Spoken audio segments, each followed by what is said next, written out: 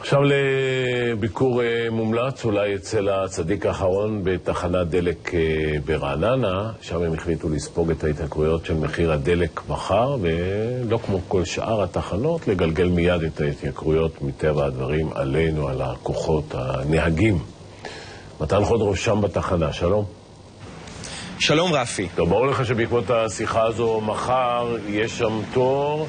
כן, אני מתאר לעצמי שאכן סידרנו להם תור לא מבוטל, אבל אתה יודע, יש לזה הצדקה, כי כשכולנו נשלם ממחר בלילה עוד 23 אגורות על ליטר בנזין בתחנות הדלק, יש נהגים בני מזל שגרים בקרבת רעננה ויוכלו לחסוך הרבה מאוד כסף. אנחנו חיפשנו בימים האחרונים צדיקה אחת בסדום, תחנה שתסכים שלא להעלות את מחירי הדלק ב-23 אגורות, ומצאנו אותה כאן, באזור התעשייה של רעננה, וזו תחנת דקל. איתנו נמצא אחד הבעלים בתחנה הזו, קובי בן יקר, שלום. שלום וברכה. אז תסביר לי מה הסוד, איפה אתם מצליחים שאחרות נכשלות? אנחנו מנסים לייצר מודל כלכלי חברתי חדש, שבו הקפאת המחירים והורדת הרווחיות שלנו, תוך תקווה להגדלת הכמות מחירות בתחנה, יצא מזה הציבור נזכר. אבל אתם הרי לא צדיקים, גם אתם צריכים להרוויח, ואיך עושים את זה כשמקפיאים מחירים? אנחנו מקווים שהגידול בכמות ויחפה על הקיטון ברווחיות שלנו, שככה הציבור יצא נזכר מזה שהוא יקבל דלק במחיר מוזל,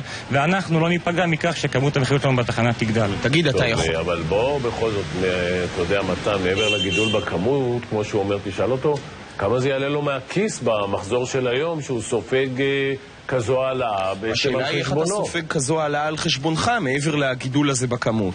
אנחנו מנסים פה לבחון מודל כלכלי חברתי חדש, שבו נסתפק ברווח מועט, תוך כוונה ותקווה שכמות המחירות תגדל, שסך הכל המחירות וסך הכל הגלובלי של המחירות בתחנה יחסה לנו על הקיטון ברווח. אבל יכול להיות שתגיע למסקנה שזה בלתי אפשרי אחרי פיילוט קצר, אחרי תקופה. לכמה זמן אתה מתחייב שהמחירים האלה יישארו בתוקף? אנחנו מתחייבים לחודש הקרוב, תוך כדי החודש נבחן את המצב, בהנחה ובתקווה שאכן נצא נזכרים, גם אנחנו וגם הציבור. נשמח לפתח את זה גם לתקופה הקרובה וגם לתחנות נוספות ברשת יעד. נראה אתכם, תודה קובי. כן רפי. למיטב ידיעתך זו התחנה היחידה בשלב זה שמרימה מיזם מקורי שכזה וחוסכת לנו כמה וכמה כן, אגורות? כרגע זו התחנה היחידה שהסכימה להקפיא את המחירים באופן מוחלט. אגב, בתור בונוס תקבל פה אפילו שירות מלא ממתדלק באותו מחיר, ולא תצטרך להסתייע רק בשירות העצמי. אבל זו תחנה אחת. נראה האם הקטנה הזו תהיה כמו הזבוב שיושב על זנב הפיל ותעודד גם את הגדולות להוריד או להקפיא את המחירים.